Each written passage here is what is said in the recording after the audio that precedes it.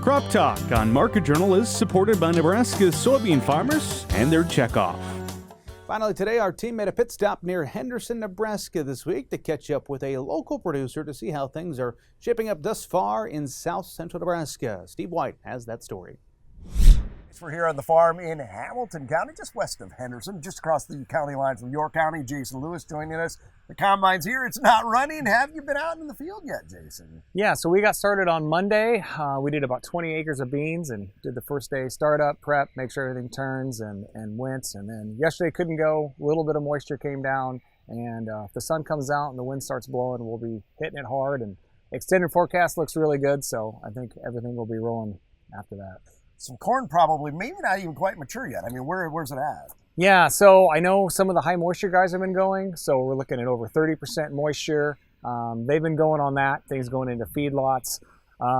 Coffee shop talk, morning talk, everybody's kind of looking and seeing, and everything, all the corn looks to be at that high 30s, so probably going to be a couple weeks out. I know some guys, talking to them, their corn hasn't even hit black layer yet, so still, got to go through maturity and we got to dry down, but with this rain, we've got the moisture, and that's fine. You can pack on some test weight for us, and we'll get to it here pretty quick.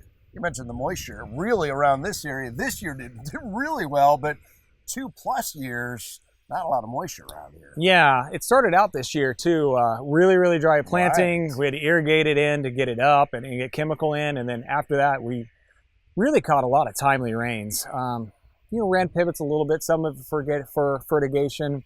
Some of it, just to keep that soil moisture up, but definitely a wet year, definitely a humid year. We're seeing the results, big disease year this year. So Southern Rust came in our area pretty strong, and then tar spot is one of the new ones that just came in. And I think this is the first year we're going to see widespread incidents of tar spot and see how that affects things. You preempted my next question. I was just going to ask you, both tar spot and Southern Rust. You definitely have seen both of those. Yes, I think around here it's been in about every field. Okay.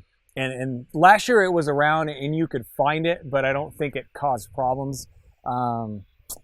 Most people, I would say, definitely sprayed, a fungicide application once. I did it twice just because a tar spot lasts for so long to make sure that it doesn't damage you and we get stock quality.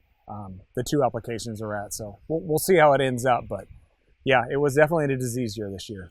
Do you remember another year when you've seen Southern Rust in particular this bad? Not this bad. I mean, it was one of those ones you're always worried about. Like, the scouts are always there, and because again, Southern Rust comes from the south, and blows in annually, and this year, but yeah, just with the rain and the humidity this year, it just exploded. Yeah, and that's one of those. It could be a problem again next year, or we might not see it again for a number of years. I mean, you just don't know. Don't know how that is, and we'll have to see how tar spot It should, now that it's here, it should persist. But talking to people in Illinois and Iowa, some years it flares up and some years it doesn't. So we'll have to see how that goes. Let's talk soybeans for a minute. How have soybeans looked? Have you seen any disease or insect pressure there? Yeah, so with the humidity, I know that we had a little bit of disease pressure on some of the fields, especially if they were drilled in, so you didn't have the canopy air exposure to let it come through, the powdery mildew. But not that we've seen, and for the few guys that have gone on beans, it seems like it's going to be a good bean year. So all in all, given that you've had some disease pressure, some different challenges, generally, where would you rate how this crop's going to come out? So beans look like they're going to be pretty good. Over APH, I think beans will be good. Corn, I guess I'm going to disagree with the USDA numbers. Sure. I don't think we're going to hit the top end. Even if you sprayed it, even if you took care of that disease pressure, it's going to take some off the top. So I think we'll have some fields that be good and probably variable, but I don't think we're going to be a bumper crop this year. Not like I think last year. I think we had a really good one. Still, though, it's probably a pretty good size crop, and as a member of the National Corn Growers, you're still probably looking for some markets. Is that fair to say? That would be extremely fair to say. So I don't think it's going to be a disaster, and I don't think we're seeing that even out of the I-states. Major problems there. They've been rolling a little bit longer than we have. So, no, still pushing for more market access. Still trying to get E15 through. That would be a major push on the national level if we can get that done. Just need to find a vehicle that we can attach it to. But I know our congressional people are working hard on it, and we appreciate their work.